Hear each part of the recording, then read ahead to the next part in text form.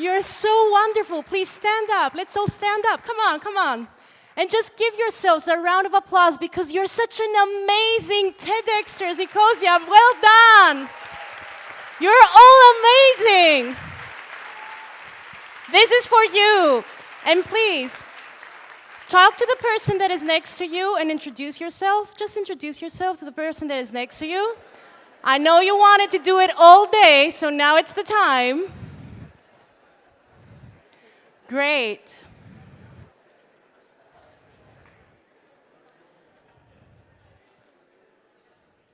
Saturday, 20th of January, 2012. I am in the top of the world. Well, okay, I'm not in Mount Everest. I'm in a ski resort in Greece. And I'm so happy and proud of myself because for the past year, I have overcome my fear of heights. I am a skier. I just love the the sound, the air. Pretty good for a girl that was afraid to even get on a lift. I even spent my Christmas vacation in the Alps, going down some black slopes. Go ahead, guys, I'll catch up in a while. As I'm about to go down a fairly easy slope, suddenly, I feel as if the ground disappears under my leg. I hear a very loud crack, and I fall down. The pain is beyond anything I have ever felt. I'm in the middle of nowhere, and it's so cold. I know that something terrible has happened. I promised to come back to the story because now I would like us to talk about 3 ways with which we can have fun at work. Cool. Job, occupation, career, calling, I don't know, employment, however you call it. All of us, well, at least most of us, spend more than 8.8 hours per day at work, more than half of the time that we are awake. In a recent global studies, Accenture found that 1 out of 2 people are not at all satisfied with their work. However, only 1 out of 4 people are willing to do something about that. Unemployment is booming. In Greece, over 25%. Here in beautiful Cyprus, over 15%. And you hear from people, hey, I'm even lucky to have a job. And yes, there is a justified fear for being jobless. Can you tell me if you can relate with any of these that you're hearing? Yeah? Can I see your hands?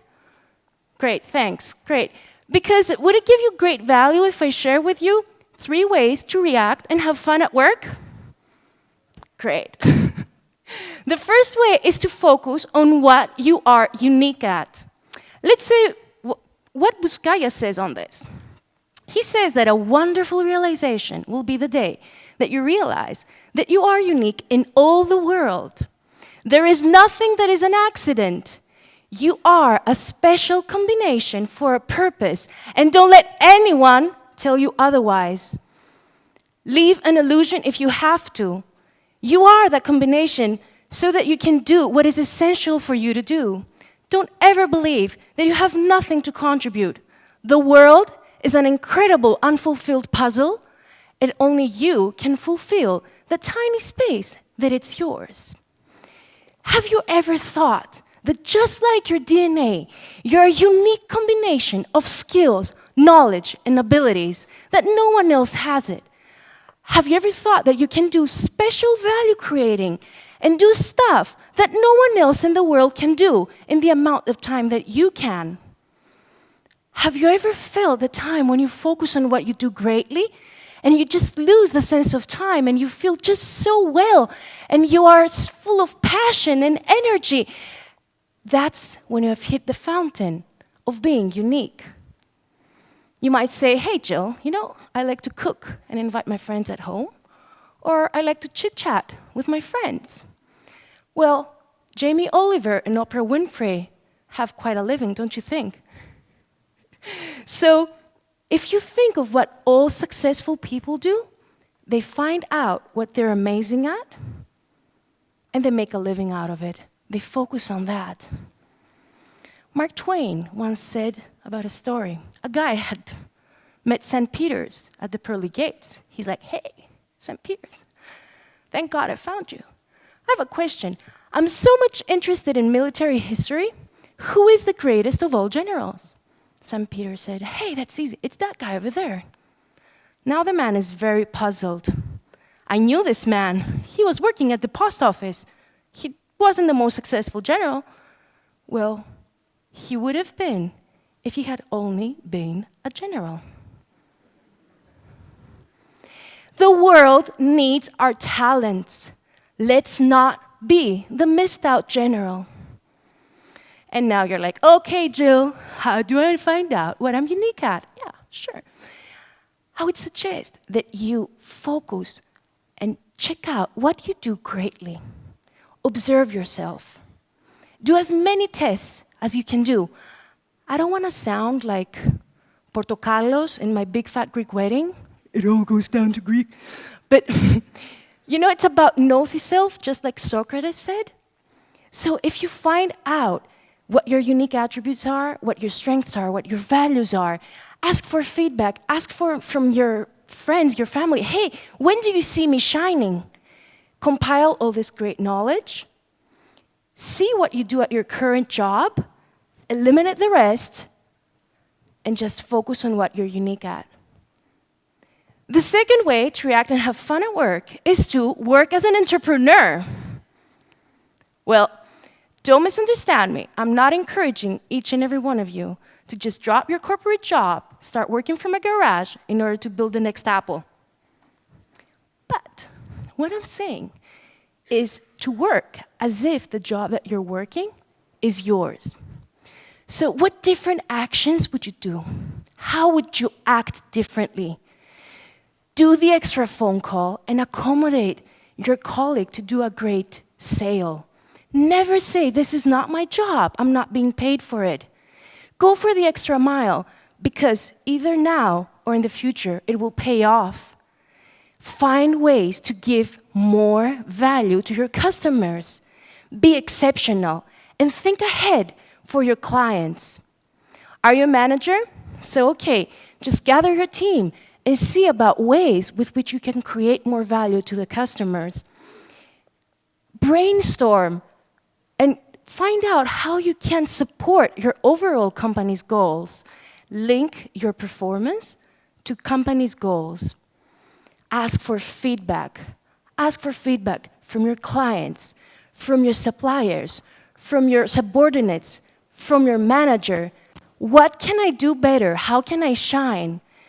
Commit to never-ending improvement. Do any seminar, online training, read any book that you can do, and be the best. When they say, who is the best?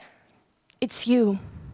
And last but not least, enjoy your work and share your enthusiasm. Why? Because enthusiasm is contagious.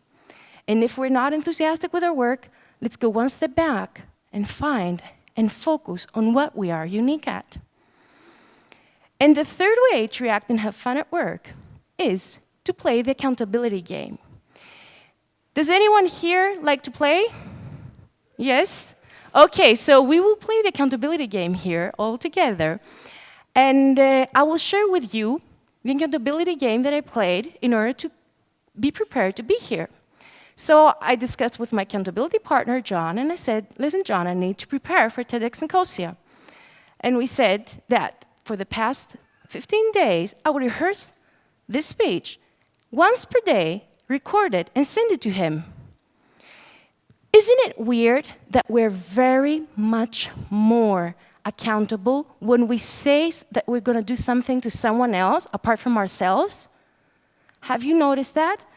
Isn't that feeling, that awful feeling when you say to yourself, yeah, I'm going to do it, and you don't do it? I've been there. You have as well? Great. So the accountability game really helps us to get rid of this. And I would like us to play it now. Are you in for it? Cool. Okay. So think of one action you will do towards clarifying what you're unique at. Just one thing. Okay. Examples can be, I will ask my colleagues what they think I do greatly. Or, I will do a test and find out what my strengths are. Just think of one thing, and a specific date. Small and manageable, not I will conquer the world, or, just something small and manageable. Would you do that? Okay, I have here the chronometer, and I will give you 30 seconds. Is that enough? Eh? Okay, cool. So think of one action you will do towards clarifying what you're unique at. And please think of it, because then you're going to share it to the person next to you. We're going to play the game.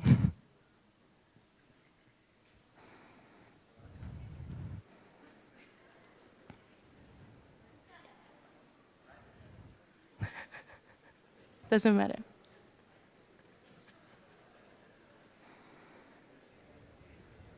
And think of the specific date. Okay, now please all stand up. Let's all stand up. Come on.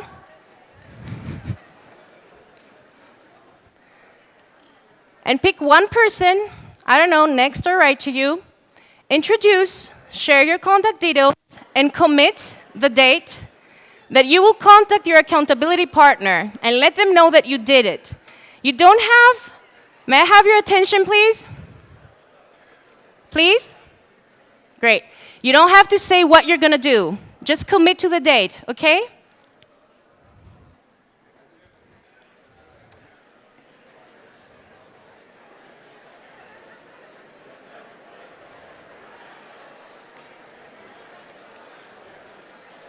You have only 30 seconds.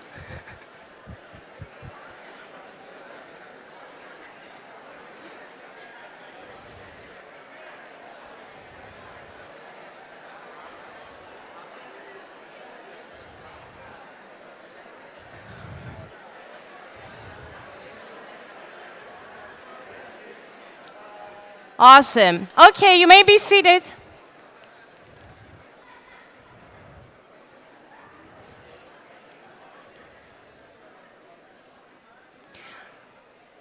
Okay, please do not forget to communicate with your accountability partner.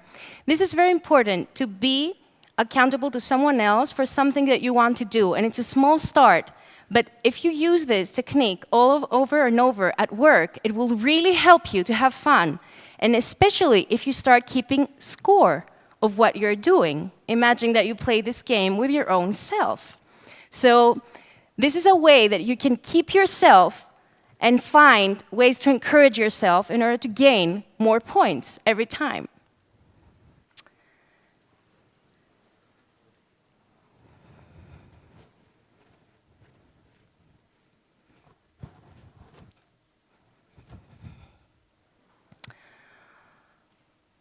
So there I am.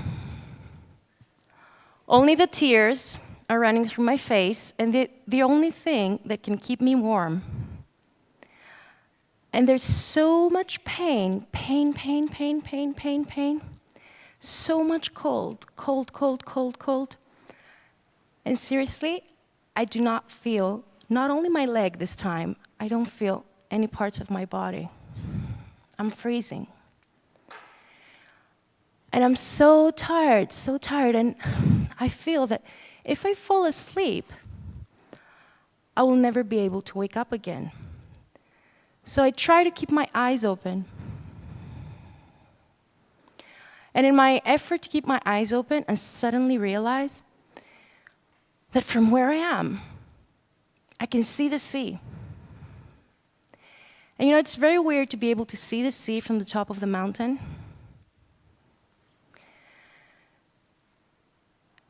And I focus on seeing the sea because, you know what?